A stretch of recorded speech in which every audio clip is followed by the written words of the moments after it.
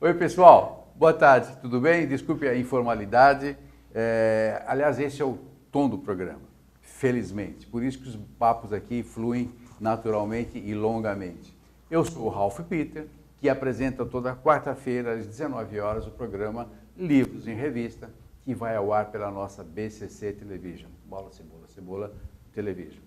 Nós temos sempre o firme propósito de levar até vocês um bom entretenimento, com um elevado teor de cultura e profissionalização, que é o que acontecerá agora, em minutinhos breves. Nós estamos recebendo a grata persona do Emerson Wesley Dias, quase que não sai, Wesley Dias, que é um consultor de carreira, palestrante, um sujeito formidável e que tem uma característica que eu particularmente aprecio nele, além da grande eficiência.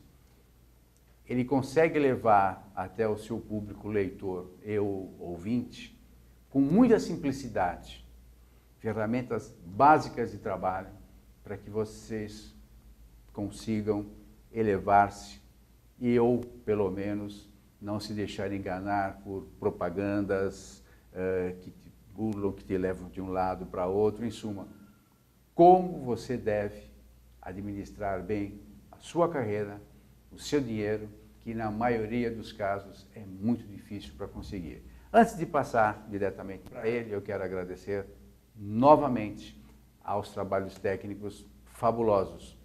Betânia, Luciana, Márcio, que, como eu falo sempre, sem eles nós não estaríamos aí penetrando e permeando as vossas ferramentas midiáticas. Agradeço também a Maristela Guedes, que através do seu site www.com, situado em Lisboa, Portugal, nos insere em todo o universo lusófono e que nos dá uma grande e principalmente aquilatada audiência, que nós sempre vimos buscando e sempre que podemos conseguimos. Quero agradecer também à jornalista Luciene Balbino, que ponteou esse nosso amigo e ficamos amigos, felizmente. Aliás, o Wesley tem um programa aqui na casa também, o Inédito Viável. O Inédito Viável, que faz tudo isso que eu acabei de falar para vocês, só que no seu próprio momento. Aqui ele está nas minhas garras. No programa dele, ele que coloca os outros nas garras dele. É assim a vida, né? Assim é a vida. Assim é a vida. E quero só por último, vamos rapidinho, agradecer ao pessoal da Capitão Brindes, que nos propicia um brinde que nós distribuímos aqui ao final do programa, comemorativo dos nossos 10 anos de existência. Alguns foram longos, outros foram curtos, mas são 10 anos, é uma pequena existência.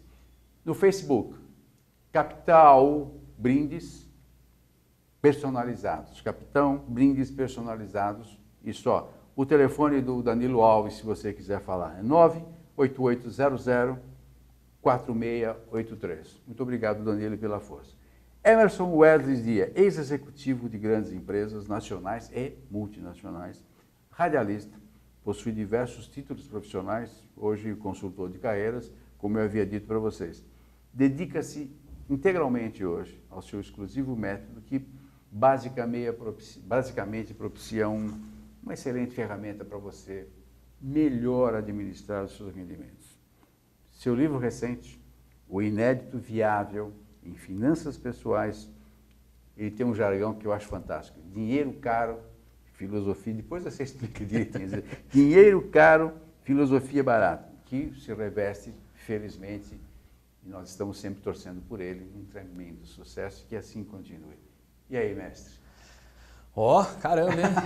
Que responsabilidade. Quem mandou você ter um currículo desses, poxa?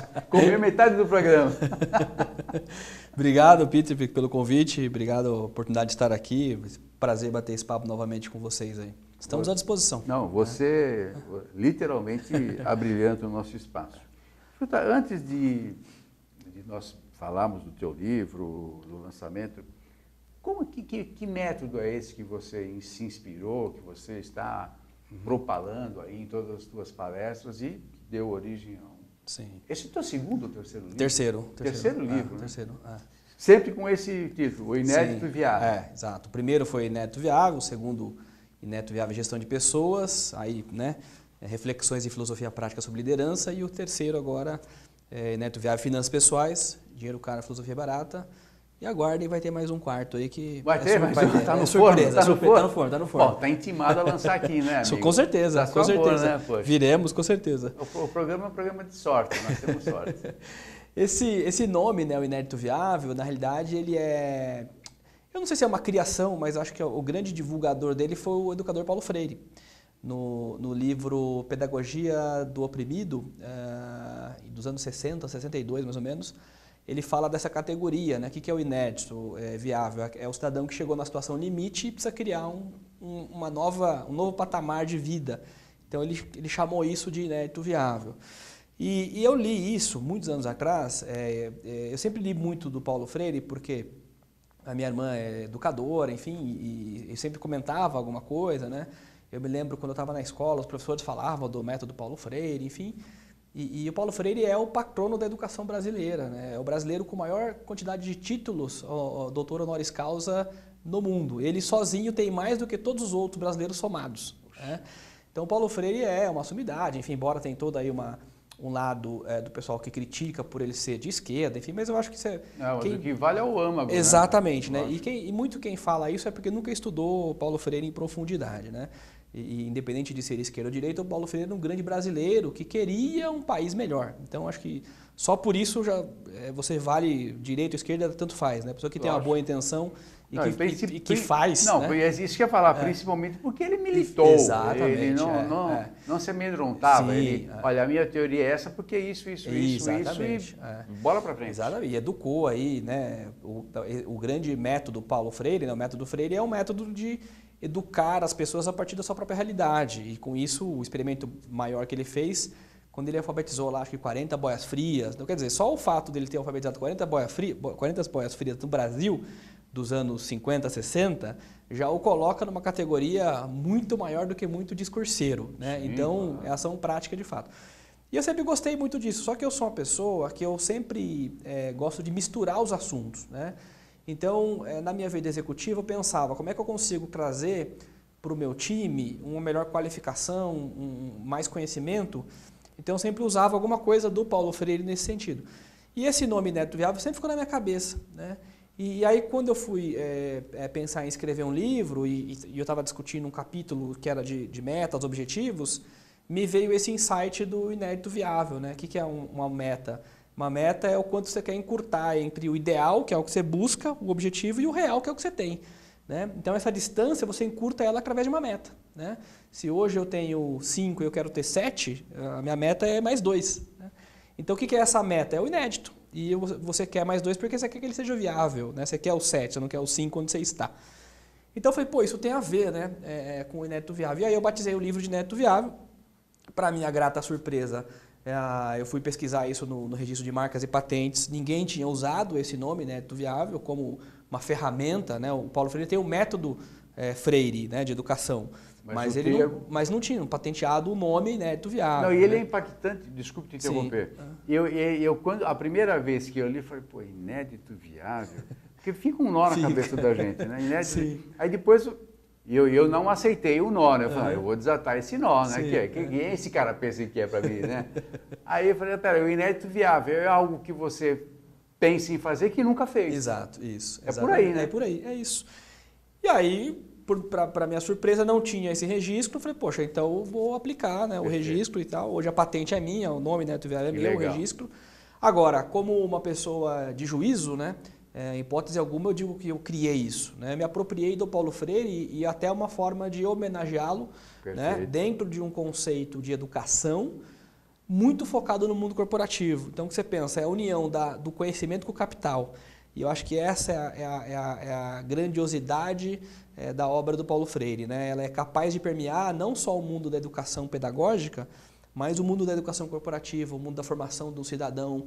Então, eu acho que ela vai além do mundo, né, pedagógico, educacional.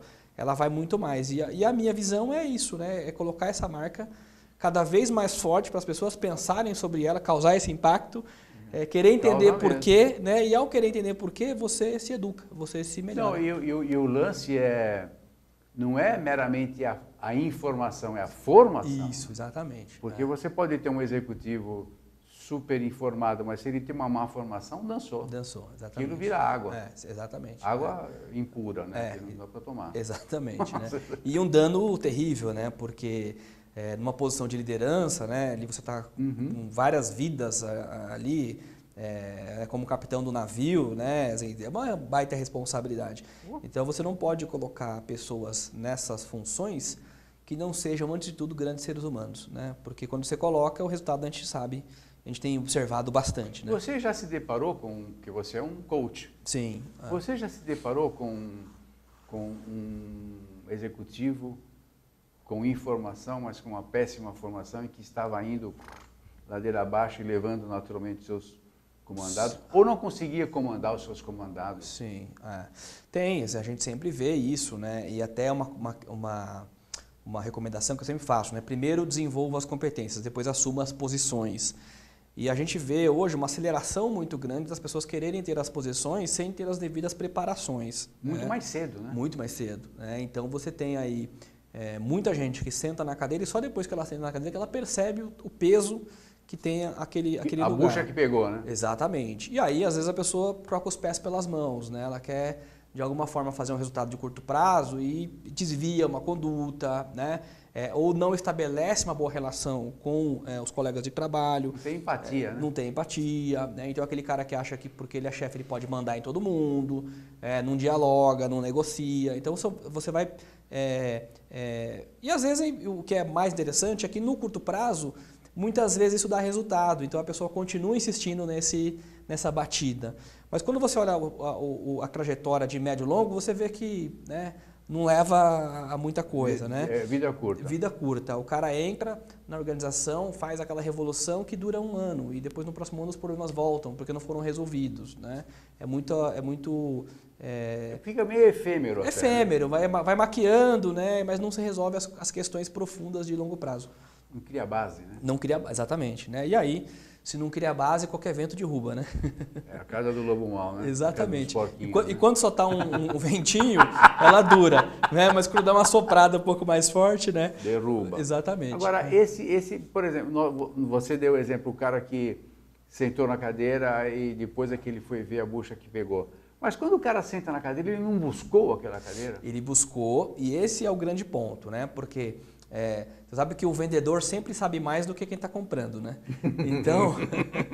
Então você vê, né, as pessoas dizendo, não, isso é o sucesso, você sentar nessa cadeira, nossa, isso aí vai, né? Isso vai coroar a sua carreira e tal.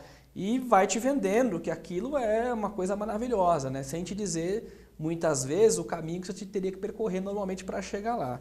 E aí, quando você compra, é aí que você percebe, né, que a coisa não era exatamente como foi vendida. Até né? porque nem todo bom vendedor é gerente ou diretor. Né? Exato. Assim como um bom jogador de futebol não é técnico. Exatamente. São competências distintas. Não é uma ilação imediata. Não, né? de forma alguma. São competências completamente diferentes que você precisa buscar, talvez em escolas diferentes, para você ter uma boa atuação. Não adianta essa coisa de... eu vi como os caras fazem, eu vou fazer. Não é assim. Não funciona. Não funciona. É um lance... Precisam de preparo. De competência e talvez um pouquinho de talento, né? Também, muito, né? Não tem essas coisas. Quando você para qualquer pessoa talentosa em qualquer função, quando você pergunta para ela por que ela faz aquilo tão bem feito, você pode ver que tem algumas boas horas ali que ela empenhou para conseguir chegar naquele estado. Vale ainda o lance do sucesso X% de transpiração e um pouquinho de sorte. Tem isso ainda? Tem. As pessoas até um pouco brincando, né, com essas coisas do o sucesso é você, né, e tal, faça tudo, a sua cabeça, né, pode fazer tudo. Eu acho que tem uma parte que é do indivíduo, se ele não sair da cadeira, não tirar da cadeira, né, sim, lógico. O bumbum não vai resolver, mas também tem os fatores do acaso. Isso não dá para dizer que não exista. O acaso está presente o tempo todo, né? Mas é aquela história, desculpe o Emerson, mas é o Getúlio Vargas que falava isso. Se o cavalo passa arreado, eu monto. Uhum. Ou seja, você tem que estar preparado para quando a chance aparecer. Exatamente. Porque talvez não tenha a segunda. Exato. É aquele lance do rodízio de sushi, né? Se você não pegar, o outro pega. Até logo e vai embora. Vai pegar aquele que você estava mirando, né? E aí, frustração. Porque, é óbvio, né? Porque se ele saltou aos seus olhos, ele vai saltar os olhos do outro também, entendeu? Claro, então, claro. As coisas bonitas todo mundo quer. Então, tem isso sim. Eu não acredito nessa coisa da 100% depende de mim. Eu acho que 99,99% sim. Mas tem aquele 1%, aquele 0,1% que é o acaso, que é a situação que foi criada. Circunstância, né? Circunstância, sem dúvida nenhuma. Às vezes quando você vê, né, um empresário de sucesso contando como foi a carreira dele, aí ele não fala que talvez em algum momento ele poderia ter pego uma doença e ficado em casa, mas ele ele estava lá saudável, e, portanto ele estava presente aquele dia que aconteceu o dia que aquela ele coisa. Antecipou a pescaria. Exatamente, entendeu? Então assim, o acaso se faz presente. Então vamos falar do teu livro, Tá. que é fantástico, porque justamente é dinheiro caro, filosofia Filosofia barata, mas pelo que eu entendi ele é voltado mais para a pessoa física ou também jurídica? Esse tem um foco mais pessoa física. Mais pessoa indivíduo, física. Porque é o seguinte, falando de competência, o cara pode ganhar muita grana, e nós vimos isso ao longo da nossa vida, o cara que ganhou na loteria, perdeu depois de um mês, Sim. ganhou uma nota miserável e tal. Ou seja, você ensina, literalmente, eu sei que você é modesto, não vai aceitar isso, mas eu sei que você ensina as pessoas a gerirem melhor Sim. os seus ganhos, ou às vezes parcos recursos, mas o que você tem que ser muito bem gasto, Sim. muito bem divisado. Exato. Então, é isso aí que você isso, faz. Então, sabe por que eu falo da dinheiro caro e filosofia barata? Porque dinheiro é caro, uma coisa difícil. Se fosse fácil, todo mundo tinha. Então, ele é caro, sim, tem um preço a pagar por ele. Agora, a filosofia barata é por quê? Porque todo mundo sabe o que precisa fazer. O difícil é fazer. Né? E por isso que tem muito, né, guru que vende bastante. Né? Esses dias eu vi um vídeo no YouTube que, poxa, você vê aquilo, chega a ser uma cretinice do indivíduo se prestar a fazer aquele tipo de mensagem, né? Totalmente iludindo a pessoa, né? Acho isso dizendo para a pessoa... Devia ser punido. Devia ser punido, claro, ser regulamentado. Ó, faça isso. Aí você olha aquilo, não tem consistência nenhuma, né? Não tem você embasamento. Que tem um olho clínico, o pobre do... Exatamente. Né? Então, por isso que a gente fala da filosofia barata. Porque se você pensar, Peter, eu trago esse segredo, né? Eu revelo esse segredo no livro. Qual que é o segredo, a fórmula de sucesso para você ficar rico, né? São três itens só, é muito simples, né? O primeiro é você gastar menos do que você ganha. Então, você ganha 1.000, gasta 800. Isso é básico, e a gente não segue. Exatamente. Então, esse é o primeiro ponto. O segundo ponto aumenta a sua renda. Então, se você ganha 1.000, tenta ganhar 1.100, 1.200. Mas continua com a regra 1, né? Que é gastar menos do que se ganha. E o terceiro espera o tempo passar. Por quê? Se você gastar menos do que você ganha, se aumentar a sua renda e esperar o tempo passar, você vai ficar rico. Né? Essa é a fórmula. Esperar o tempo passar ou não esperar o tempo passar? Esperar o tempo passar mantendo este ritmo. Ah, né? tá. Não vamos entender que esperar o tempo passar e eu sento o dinheiro vai... Não. Não. Continua trabalhando. Exato, continua trabalhando. Então, se pensar assim, eu ganho 1.000, gasto 800, sobra 200. Então, ótimo. Se eu conseguir ganhar daqui a pouco, né, com o meu esforço, a minha competência, ganhar 1.100 e continuar gastando 800, agora já são 300. Né? Se eu ficar 1 ano, se eu ficar 10 meses, já são 3.000 reais que eu guardei. Se eu ficar 10 anos, são 30 mil, mais os juros. Então, quer dizer, você vai acumulando uma riqueza. E para quem ganha 1.000, ter 30 mil é ser rico. Né? A questão é, primeiro, quanto você precisa de dinheiro na vida? Isso é uma coisa que você precisa responder para você mesmo. Né? Qual é o seu ideal? Qual é o seu ideal? Eu sou feliz com 1.000 ou sou feliz com 1 milhão? Cada um vai ter a sua medida. Né? E aí, uma vez que você estabeleceu isso, o que faz sentido para você é você tentar estruturar isso ao longo da sua vida. Porque você tem a vida inteira para resolver isso. Né? Você não precisa resolver, não é Black Friday, né? Que você precisa resolver só agora. Então, e a ideia do dinheiro caro, filosofia barata, é porque trabalhar essa relação do ser humano com o dinheiro do ponto de vista de que o dinheiro ele é um meio para você adquirir algumas coisas. Ele não é um fim, não pode ser um fim. Né? Quando você fala assim, você seria feliz com o quê? Se eu tivesse uma casa, um carro, pudesse viajar todo ano. Tá bom, se eu te desse isso de graça, você precisaria de dinheiro? Não, porque se eu desse para você uma viagem todo ano, eu te desse um carro, uma casa, não precisa de dinheiro, eu te dei. Então, o dinheiro não é um fim que você tem que buscá-lo como objetivo de vida. O que você quer, na realidade, é o meio, que é o dinheiro, para você conseguir essas outras coisas, entendeu? Então tem que desvincular um pouco essa ideia dessa fixação no dinheiro, pensar no método, naquilo que faz sentido para a minha vida, né? Da forma como eu posso estruturar isso, que é uma visão muito mais racional em relação ao dinheiro do que emocional. E à medida que eu estabeleço essas coisas e vou trabalhando no dia a dia, eu vou tendo um conforto maior, porque eu não fico escravo daquilo que eu preciso ter em relação ao que os outros têm. Eu olho para mim, vejo o que faz sentido para mim, né? E essas coisas que vão te dar muito mais possibilidade de bem-estar e não uma busca cega do dinheiro pelo dinheiro. E até porque essa busca cega, como você acabou de mencionar, pode, no final das contas, gerar uma certa frustração. Totalmente. Que nem todo mundo consegue, né? Nem todo mundo. Por quê? Além da competência, tem o acaso. Né? Então, quer dizer, se eu não conseguir, mas eu fiz minha parte, ótimo, eu fiz minha parte. Mas o acaso não colaborou. Então, não é uma questão de eu achar que eu sou incompetente, né? De que eu não sou um sucesso na vida porque eu não acumulei R$1 milhão. Pelo contrário, eu não posso vincular a minha vida a R$1 milhão. Eu preciso vincular a minha vida às coisas que fazem sentido. E elas independem do R$1 milhão. Aquele lema que a gente vê muito em caminhões, para-choques, não tenho tudo que eu amo, mas amo tudo que eu tenho. É Exato. válido? É válido. E você sabe, eu trago no livro uma pesquisa de Harvard que vai se revelar o resultado exatamente que essa frase traz. É isso aí. É isso. Contente-se com o que tem, quer dizer, contente-se com o que tem, mas busque um pouco mais. Exatamente. Por aí. É esse esforço de você perceber que você está buscando algo na vida. Porque buscar algo na vida, ou seja, buscar o seu inédito, também é um fator motivacional. Se sente útil. Se sente útil, porque você percebe que existe algo a ser feito. E esse algo a ser feito é o que te motiva a sair da cama. Então, eu preciso fazer algo.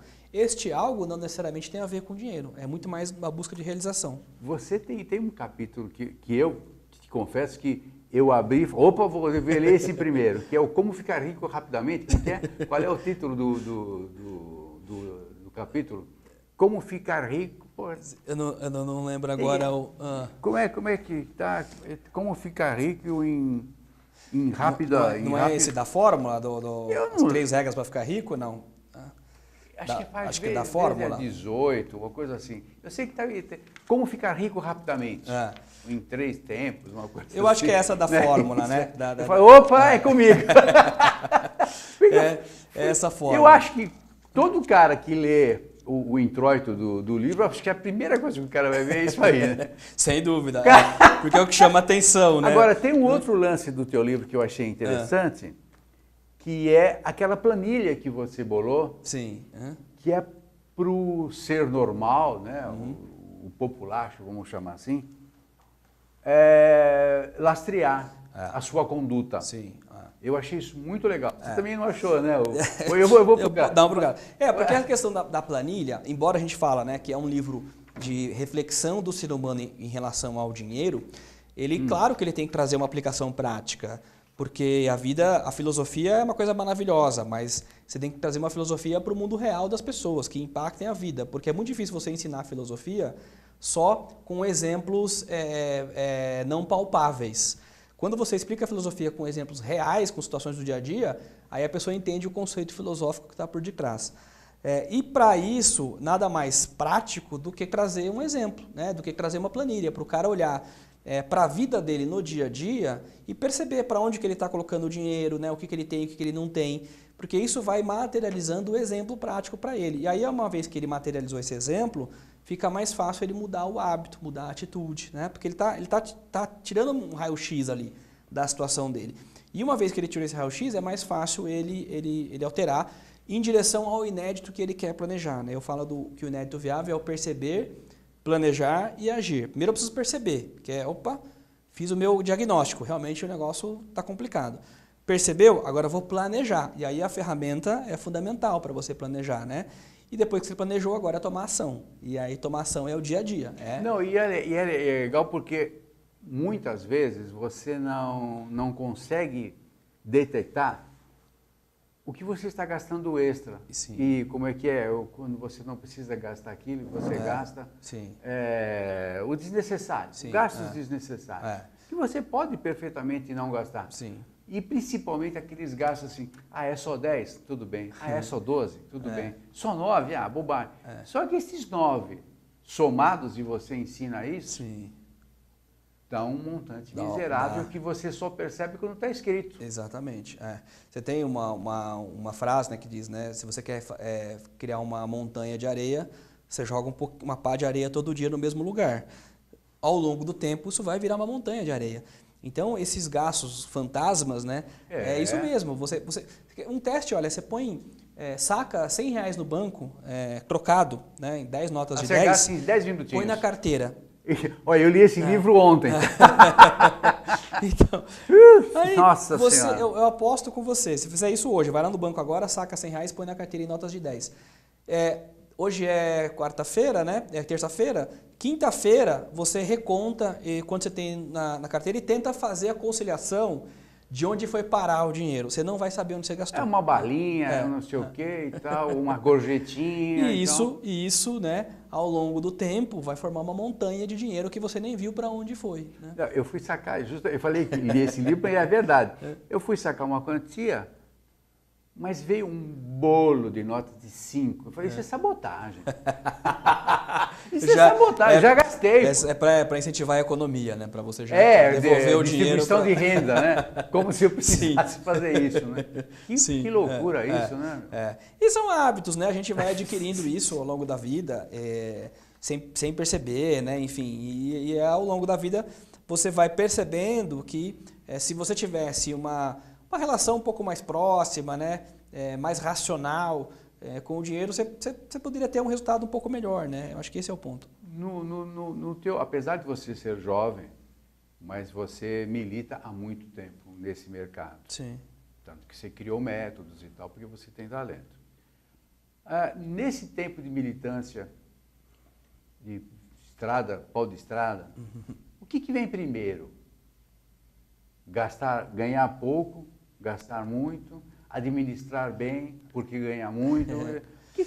Qual é o mecanismo? Eu acredito que cada pessoa tem uma maneira de reagir, agir e reagir. Mas, pelo que você vê, vamos fazer um extrato por cima. Sim. O que vem primeiro nesse ciclo miserável, vicioso? Sim. Eu acho, assim, a minha mãe tinha uma frase que ela dizia, que era, tem gente que do pouco faz muito e tem gente que do muito faz nada. Então, eu acho que a administração do recurso... Qualquer que seja ele. Qualquer que seja ele vai fazer toda a diferença. Agora, é claro, né, que tem pessoas... a gente vive num país muito desigual, então, quer dizer, você tem realidades e realidades, muitas vezes dentro da mesma cidade, né, que dirá do país inteiro. Mas eu acredito que, por menor que seja a renda do indivíduo, se ele não conseguir, de alguma maneira, gerir isso de uma forma eficiente, não vai resolver, só vai piorar. Então, por menor que seja a renda do indivíduo, por N situações que possam ter tido do ponto de vista histórico, familiar, enfim, se ele não souber fazer uma gestão, ele não vai conseguir sair desse lugar. Então, acho que a gestão do recurso talvez seja mais importante até do que a quantidade do recurso. Você não acha que, independentemente de ser a sua teoria, a sua filosofia, a sua ferramenta de trabalho hoje que você está expondo, isso não deveria já ser ensinado nas raízes escolares? Eu sou partidário disso, né? Tem algumas iniciativas, até do próprio governo federal, com a ENEF. Já existe isso, já existe, né? Porque a ENEF é a Estratégia Nacional de Educação Financeira, que visa exatamente trazer para a população maior conhecimento sobre isso. Tem palestras, acho que agora em maio, sempre tem a Semana da ENEF, que acontece vários eventos, tudo gratuito. ENEF? ENEF. Vamos lá, E de estrela. Estratégia Nacional de Educação Financeira. E de estrela, N de navio, E de estrela, F de faca. Puxa, que legal. E sempre no mês de maio tem a Semana ENEF, que são eventos gratuitos no Brasil todo. As instituições sempre oferecem isso. Uma das condições é que seja gratuito. Então, são eventos de palestras, de workshops, cases, para as pessoas aumentarem o nível de conhecimento em relação a dinheiro, sistema financeiro, né, empréstimo. Isso é acessado por... Desculpe te interromper. Se você www.enef.org.br ou se você clicar no www.bcb, que é o Banco Central do Brasil, você vai ter lá links para a ENEF ou para a CVM, www.cvm.org.br tem links para a ENEF. Então, clicar lá no ENEF e você vai achar lá as agendas Então isso tem no Brasil todo, gratuito. Inclusive o propósito é ser gratuito, precisamente para poder dar acesso a todo mundo.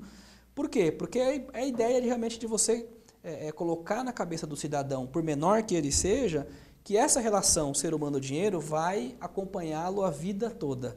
Então é bom que ele se prepare, que ele entenda o mínimo, né? Para não ser incauto e não ser passado para trás por esses milagreiros que ficam aí vendendo fórmulas mágicas, né? E acho que isso não acaba, né? Não. É lógico. Meu caro, encerramos, infelizmente.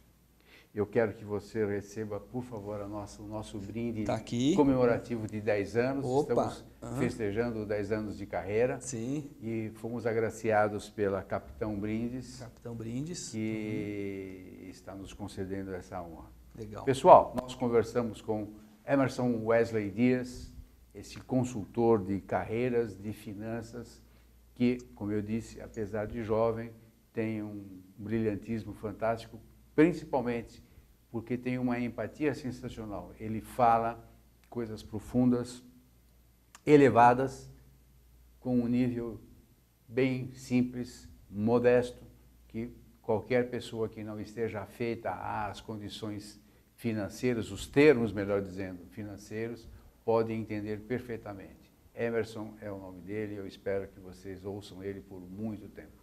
Muito obrigado, Emerson, mais uma vez por ter vindo. Obrigado, Pedro, pelo convite. Prazer estar aqui. Que você continue nessa trajetória de sucesso. Obrigado. Pessoal, muito obrigado pela paciência, audiência. Até a próxima. Tchau, tchau.